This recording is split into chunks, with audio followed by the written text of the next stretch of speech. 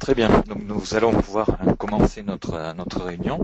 Donc cette réunion va se composer d'une présentation de quelques slides qui vont permettre de pouvoir positionner un peu le débat sur le PHP et notre approche concernant l'APM sur ces différents environnements. Et ensuite nous aurons une démonstration en live qui nous permettra d'approfondir le sujet directement sur la solution Dynatrace. Donc tout au fil de la présentation et de la démonstration, si vous voulez nous poser des questions, n'hésitez pas sur le côté droit sur votre panneau du webinar, vous pouvez dans l'onglet questions donc mentionner la question à laquelle on répondra tout à la fin de la réunion. Donc on va commencer par cette présentation. Donc le but de notre réunion aujourd'hui, c'est de montrer l'intérêt de la solution Dynatrace dans les environnements PHP, sachant que cette solution Dynatrace est également disponible et fonctionne également dans les environnements .NET bien sûr et Java. Mais aujourd'hui notre principal objectif pour notre réunion est le PHP. Donc Dynatrace pour la nouvelle approche APM, on va voir comment cette approche évolue dans l'environnement. Déjà dans un premier temps, ce que nous allons vouloir récupérer, c'est ce qu'on appelle le parcours de la transaction, c'est-à-dire la traversée pour un utilisateur et pour ses transactions de tous les tiers, que ce soit du frontal jusqu'au tiers le plus profond dans l'environnement, dans l'architecture, jusqu'à donc la base de données, donc c'est du bout en bout. Ensuite, une couverture totale, c'est-à-dire c'est l'ensemble des transactions et pas du tout d'échantillonnage comme on pourrait l'entendre par d'autres solutions. Donc ce suivi des transactions, c'est 24 heures sur 24, 7 jours sur 7 pour l'ensemble, l'exhaustivité des transactions et des utilisateurs. Donc un mode détaillé où on va pouvoir descendre jusqu'au niveau code et dans le contexte même de l'utilisateur et de sa transaction. Et au niveau business, on va pouvoir récupérer éventuellement des arguments, des retours de méthode et autres pour créer des tableaux de bord vraiment orientés métier, suivre les niveaux de service, analyser les impacts lors d'une dégradation éventuelle et suivre les taux de conversion si nécessaire. Donc Dynatrace va accompagner l'application tout au long de son cycle de vie. Donc déjà, ça va nous servir à avoir une certaine proactivité sur les incidents. Ça va nous permettre de suivre les niveaux de service et bien sûr de faire de l'amélioration en continu tout au long de ce cycle de vie. Tout ça, et on le verra, est organisé sur notre base d'informations.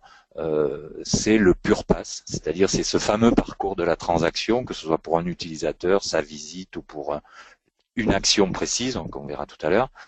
Donc c'est bien suivre l'ensemble des tiers et le temps passé dans chacun d'entre eux.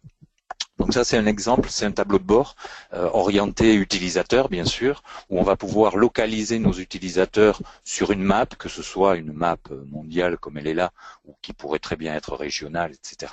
Mais on verra lors de notre démonstration ce tableau de bord, parce que c'est souvent un point d'entrée sur tout ce qui est end-user experience.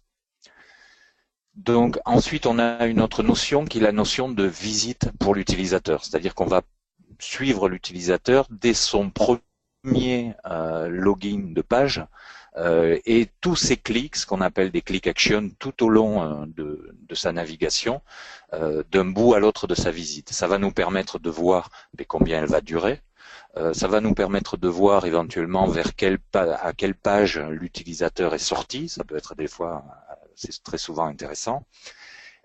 Et ça peut nous permettre d'avoir un taux de conversion qui est sur une action bien précise, où on considère que telle action équivaut à une visite optimale à partir du moment où elle est exécutée.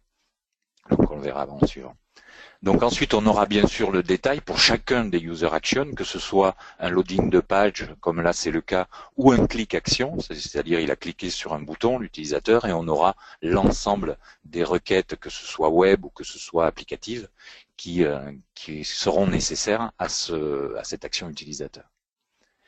Et le fameux PurePass dont je parlais précédemment, qui pour chacune de ces actions ou pour quelque chose de plus global, nous le verrons également lors de la démonstration, va permettre d'avoir le cheminement de la donnée du poste utilisateur, de son navigateur, jusqu'au tiers le plus profond dans l'architecture, jusqu'au SQL, et jusqu'à la base de données, je dirais, ou même si c'était nécessaire, jusqu'au mainframe, puisqu'on a également des agents qui peuvent s'installer sur du mainframe. Et en suivant également tout ce qui est tierce partie, chose très importante, puisque l'utilisation de ces services tiers qui ne font pas partie à part entière du data center peuvent éventuellement dégrader la transaction. On le verra dans le détail également. Donc la gestion des performances, pour s'orienter vraiment aujourd'hui comme c'est le cas en PHP, nous avons lors de nos différents échanges avec nos clients, ou que ce soit sur certains sites pro qu'on peut trouver sur la toile, comme par exemple le dizon.com, on a des pistes, je dirais, qui sont fréquemment suivies, effectivement, pour suivre tout ce qui est l'évolution de l'application et suivre ses performances. Donc déjà, dans un premier temps, quand on est en PHP, on va les détailler en suivant, hein, sur des slides suivants, mais c'est dans un premier temps le temps de compilation. Ce qu'on entend souvent, c'est que l'application passe, admettons, 66% du temps en compilation. Et on va voir comment et pourquoi après. Mode d'accès à la base de données. Donc certaines des requêtes web peuvent exécuter un certain nombre d'appels SQL qui peuvent être relativement importants et donc du coup dégrader la perception de l'utilisateur. Et également l'efficacité du code PHP, un temps de réponse par exemple supérieur à 5 secondes sur une page peut être analysé également. Donc on va voir pour chacun d'entre eux, donc le temps de compilation dans du PHP standard, chaque requête web est systématiquement compilée. Le code compilé, bien sûr, ne peut pas être caché, ce qui signifie donc que dans le PHP, on doit recompiler systématiquement ce code à chaque appel. Ce qui finalement rajoute du temps à la transaction.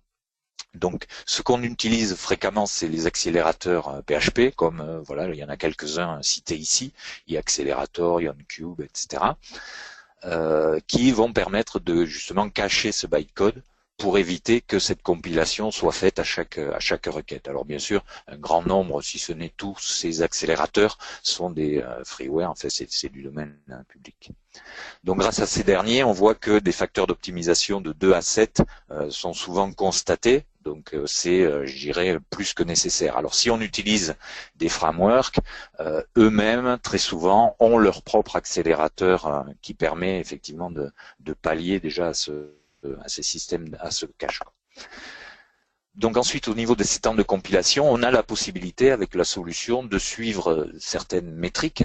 Et donc cette métrique qui est ce temps de compilation PHP peut être suivie dans le temps. Et ça peut permettre de voir, comme dans cet exemple, suite à un upgrade, admettons, de l'application ou autre, de voir quand est-ce que ce temps de compilation peut impacter donc à chaque fois, pour chacune de ces remarques, je dirais, on a si on veut parler de DevOps, il faut que chacune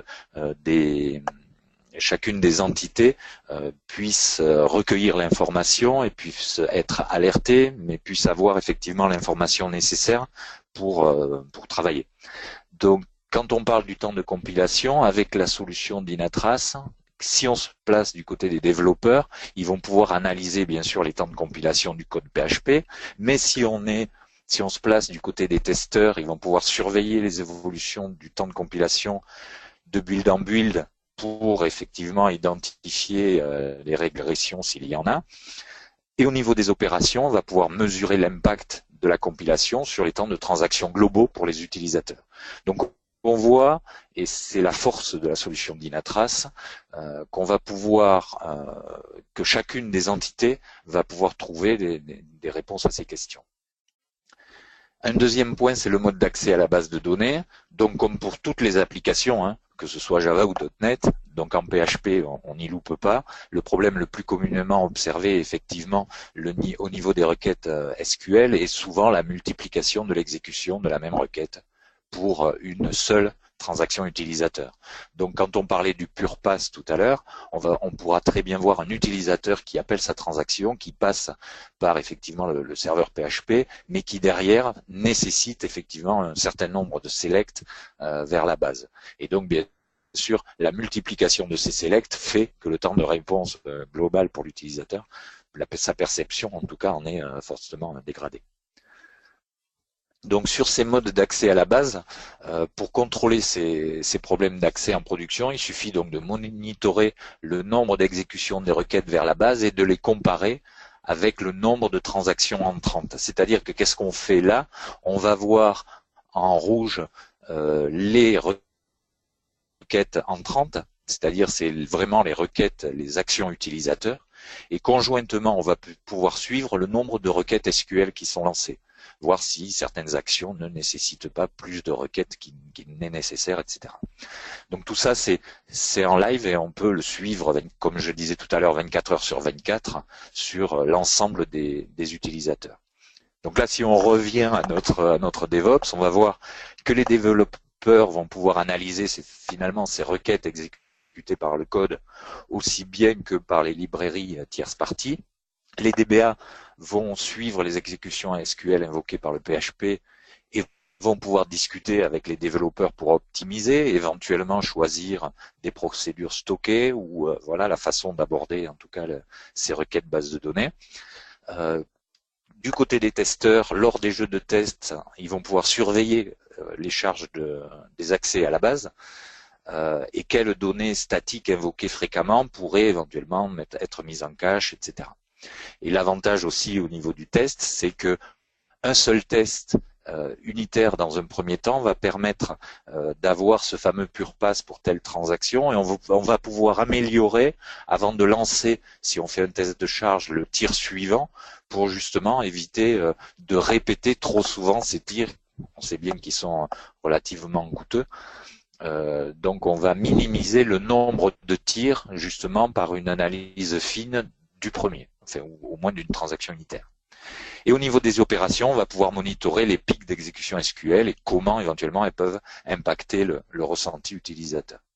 Donc toujours pareil, pour chaque demande, on a les différentes parties qui peuvent être impliquées. Donc l'efficacité du code PHP. Donc en environnement de production, il est intéressant de suivre en permanence à la fois l'impact de la charge et les temps de réponse, sur les temps de réponse.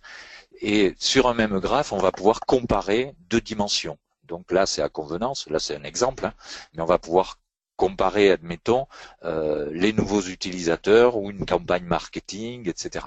lors des charges. Donc là, on voit par exemple, dans notre exemple, une montée en charge ici en termes de charge, c'est-à-dire de nombre de requêtes utilisateurs. Mais par contre, conjointement, on voit qu'au niveau ressources, on est relativement bien. Donc ça permettrait de voir lors du test de montée en charge ou lors d'une mise à disposition, d'un déploiement d'une nouvelle application, au fur et à mesure de sa montée en charge, de voir si les temps de réponse qui étaient attendus sont ceux qu'on observe. Donc pour les développeurs, c'est profiler le code tout au long du développement, systématiquement. Pour les testeurs, c'est travailler avec différentes données en entrée, aussi bien qu'avec différents types d'utilisateurs. Et pour les opérationnels, c'est garder un œil sur les hotspots de méthodes. Alors quand je dis hotspot, c'est vraiment c'est les méthodes les plus impactantes pour l'utilisateur final, aussi bien que sur les pages chargées. Et notifier les développeurs lorsque de grandes variations dans les temps d'exécution sont observées, effectivement, alerter le plus rapidement possible et remonter l'information si c'est nécessaire jusqu'aux développeurs. Donc l'analyse des hotspots de performance permet de relever quelles méthodes sont les plus lentes.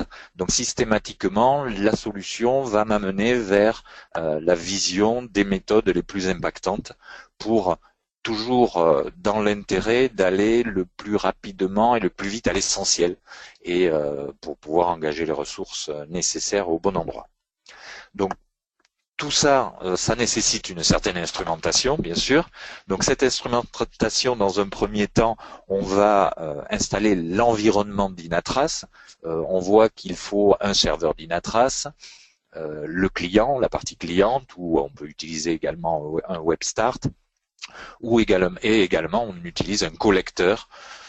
Voilà, donc pour la petite histoire, ce collecteur est situé le plus près possible des serveurs instrumentés, bon, etc. Je ne vais pas rentrer dans ces détails hein, lors de ce webinaire, on pourra en parler plus tard si nécessaire. Donc, une fois que cette instrumentation d'Inatrace est faite, il suffit de suivre, on a un wizard qui permet d'instrumenter pratiquement automatiquement l'application. Donc, on lance le wizard dans le client.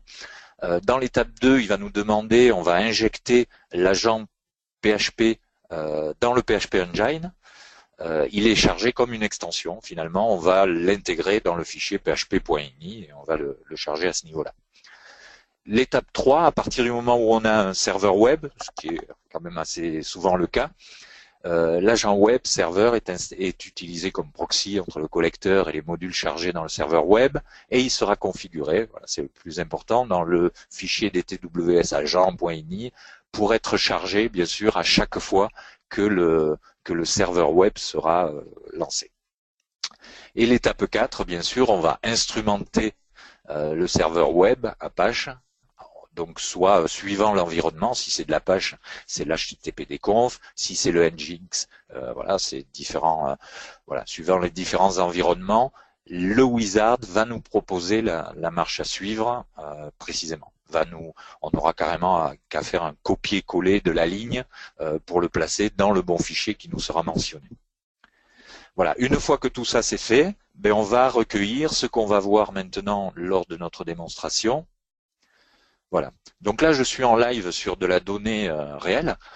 C'est un site chez nous de démonstration, donc où on a des robots qui permettent de jouer des transactions utilisateurs à intervalles réguliers. Et donc là, dans un premier temps, on est parti sur un dashboard qui est le dashboard End User Experience, qui va permettre de voir tous les utilisateurs répartis dans le monde entier et de voir leur performance. Donc on voit ici en haut qu'on peut choisir le temps qu'on veut analyser. Donc là je vais prendre admettons les dernières 24 heures. Et donc sur cette map on va voir ici sur les différents points qui vont nous permettre de voir les utilisateurs et lesquels d'après leur temps de réponse sont satisfaits, sont tolérants ou sont plutôt frustrés suivant les temps de réponse qu'ils observent. Donc sur les dashlets ici de droite, chacun de ces parties de l'écran est un dashlet. On peut le redéfinir, on peut le déplacer, on peut faire ce qu'on veut sur chacun de ces écrans. Donc le premier c'est réel et synthétique. Comme je disais, c'est une application qui est chez nous en termes de démonstration requêtée plutôt par des robots. Donc on sait faire la distinction entre les robots et les vrais utilisateurs. Donc on a les réels et synthétiques. Donc ça c'est un premier point, mais on a dans cet onglet la possibilité de voir le nombre de visites à un instant T également. Là si je regarde ces 24 heures par exemple, j'ai 901 visites qui ont été effectuées. Donc 901 visites, c'est un utilisateur qui s'est connecté et qui a fait un semblant de navigation, même si ce n'est que 2 ou 3 pages, quelques actions et c'est comptabilisé comme étant une visite. Donc ensuite, en dessous, on va avoir les métriques concernant les visites, c'est-à-dire la durée moyenne de chacune de ces visites, etc. Ici, on va avoir différents graphes, hein, que ce soit les user actions par visite et autres. Donc à chaque fois qu'on va cliquer sur chacun d'entre eux, on va pouvoir l'agrandir pour avoir plus de détails. Si je reviens ici, autant pour moi.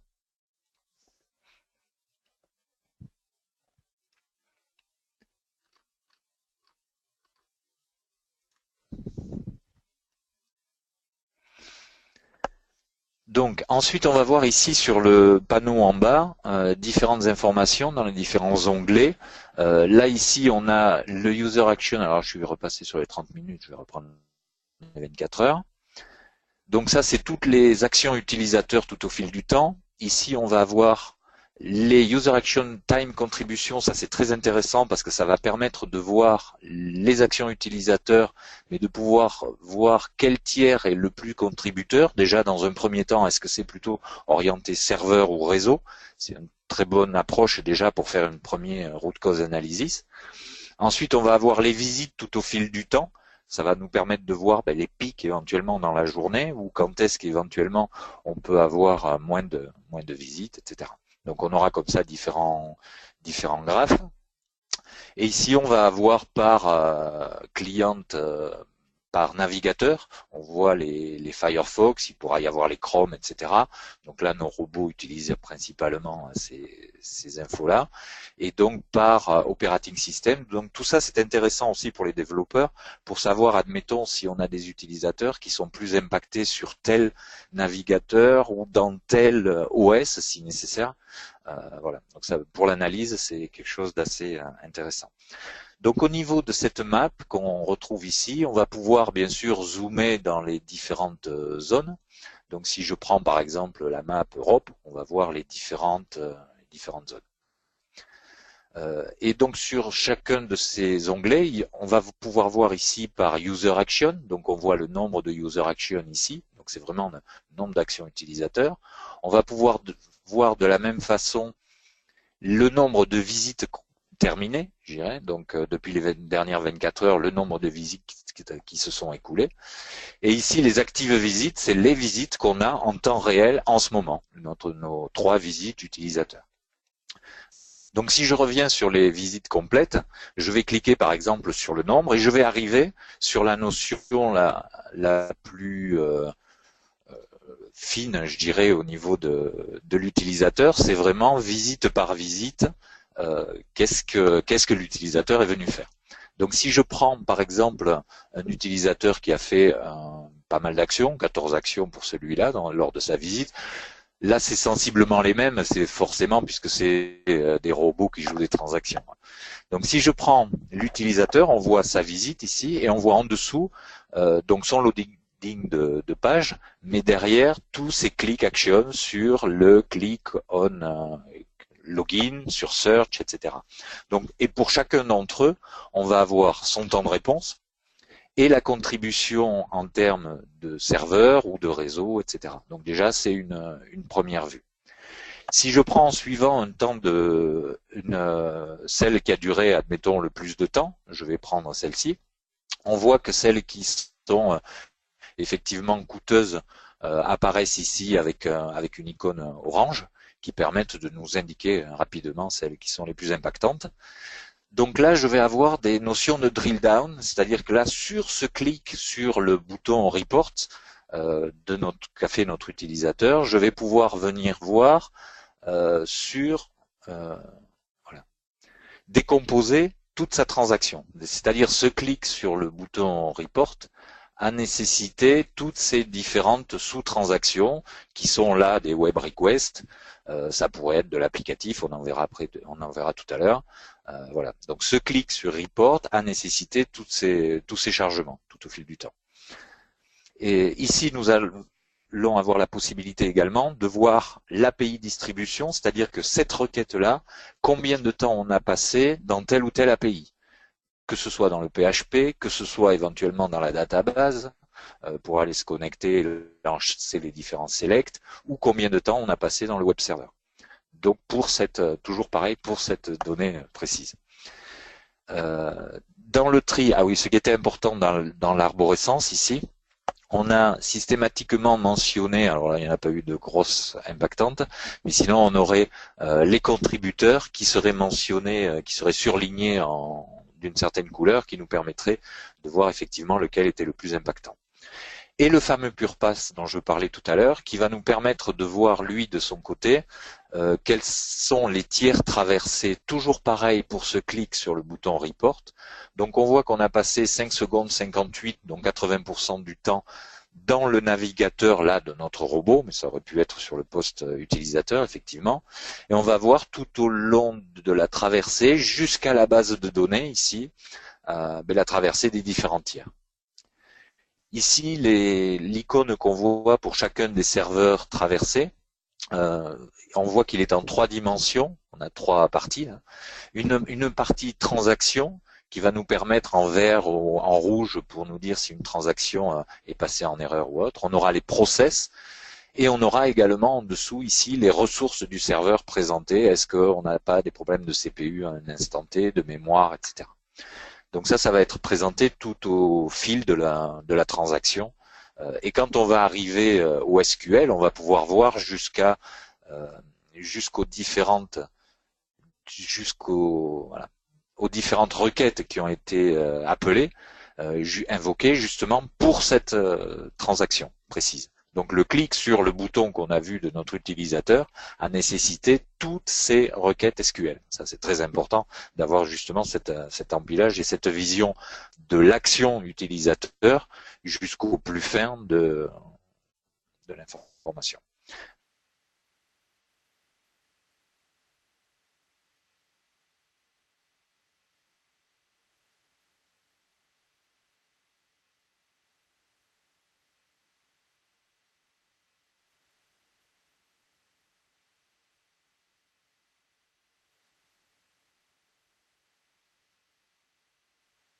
Donc si je reviens ici au niveau finalement de mes requêtes, ça peut permettre de voir à un instant T combien voilà on passe plus de temps en moyenne et en règle générale lors des dernières 24 heures sur tel ou tel tiers. Et sur chacun de ces tiers, parce que bien sûr, suivant telle ou telle transaction, ça va nécessiter de passer par un tiers ou par un autre, on va pouvoir zoomer. Là, si je prends le tiers Drupal, par exemple, ici en PHP, on va pouvoir voir ici, par exemple, uniquement les transactions qui sont passées par ce tiers. C'est-à-dire, on fait un filtre comme ça automatique directement à partir du transaction flow. Donc pour l'analyse, c'est très très intéressant. Et là, pour chacune d'entre elles, on va être à même d'analyser, toujours pareil, chacun de ces pure passes, que ce soit en termes de tri, comme on a ici, d'arbre d'appel. Donc là, on voit effectivement la méthode qui a été la plus impactante. Je vais élargir un peu. Voilà, les méthodes les plus impactantes. On va relever, bien sûr, quand c'est nécessaire, certains arguments des méthodes, et on va pouvoir voir comme ça lesquelles ont été les plus longues à répondre. Donc ici, on aura également, comme je disais tout à l'heure, l'API distribution une fois de plus. Donc le temps passé dans le code PHP lui-même ou dans la base de données ou dans le serveur web. Et on aura toujours pareil le transaction flow. Donc pour ce pure pass, on a l'ensemble des tiers traversés et combien de temps on passe dans chacun d'entre eux. Voilà. Donc ça c'est finalement ce qu'on obtient après avec cette instrumentation effectivement concernant le PHP. Voilà. Donc ça c'est ce qui clôt la démonstration en termes de Drupal. Donc si vous avez des questions, je vais regarder en même temps celles qui ont pu être posées. Est-ce que Dynatrace fait aussi l'injection du trafic ou de simulation d'utilisateurs virtuels? Ah oui, alors pour les utilisateurs virtuels, c'est-à-dire c'est en termes de robots, on va avoir la possibilité, Dynatrace se décline en différents composants. Le composant qu'on voit aujourd'hui, c'est de l'introspection à l'intérieur même du code Java et des différents tiers. Dans l'offre APM Dynatrace, on a une partie qui va permettre de faire effectivement de la simulation utilisateur, qu'il soit en mode, comme on dit, enterprise, c'est-à-dire par des robots qui sont en dur installés physiquement chez nos clients, ou que ce soit en mode SaaS, c'est-à-dire installés sur l'internet et qui vont pouvoir jouer à intervalles réguliers telle ou telle transaction. Donc effectivement, on peut jouer ces différentes transactions.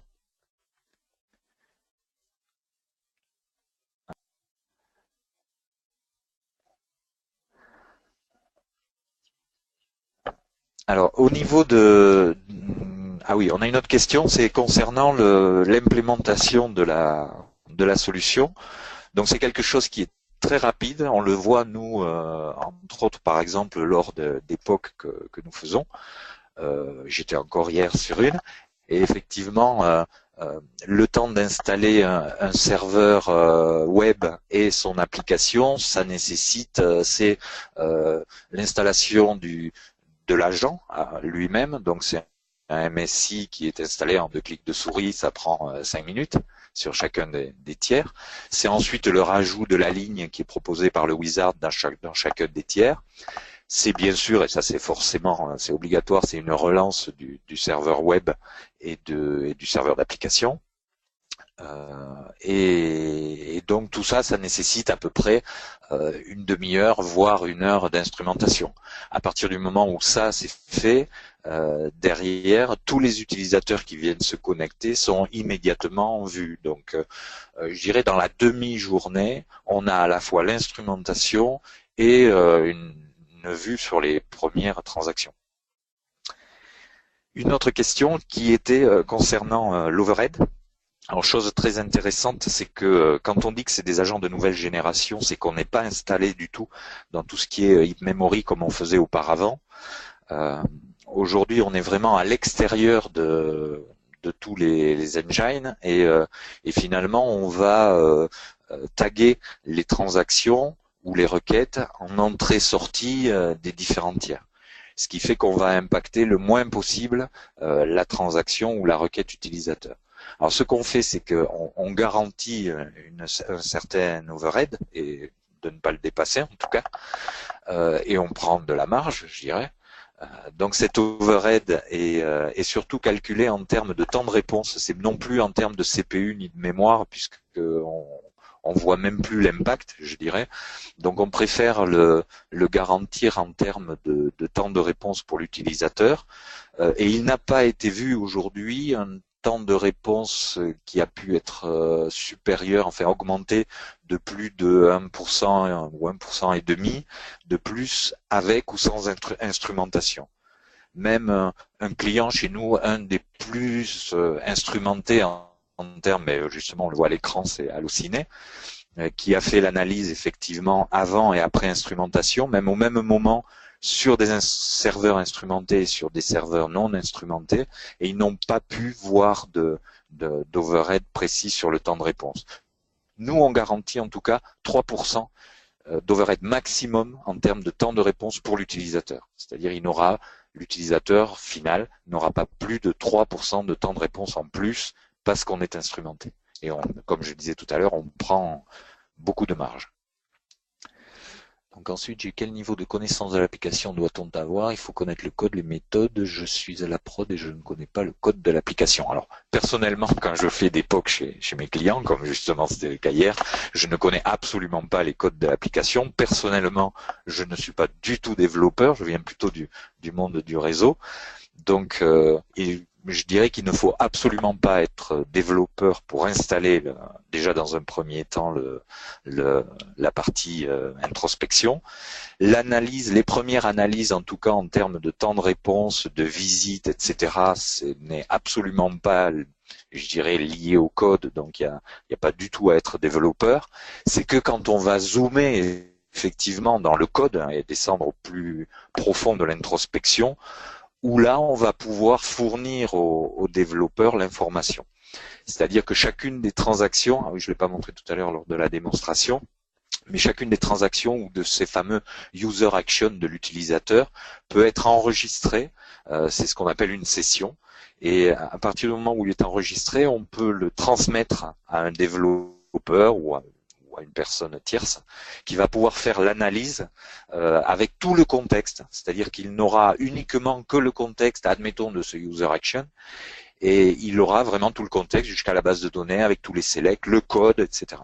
Donc c'est comme ça qu'on va pouvoir se passer l'information. Je ne sais pas si vous avez d'autres questions sur le chat. C'était visiblement les seules questions qu'on avait jusqu'à présent. Si vous avez d'autres questions, je suis à votre disponibilité. Sinon, de toutes les manières, après, bien sûr, vous aurez tout le choix de nous envoyer vos questions par mail si nécessaire. Voilà. Très bien. Mais en attendant, je vous remercie beaucoup de votre attention et du temps passé aujourd'hui sur notre webinar et vous dis à bientôt. Merci. Au revoir.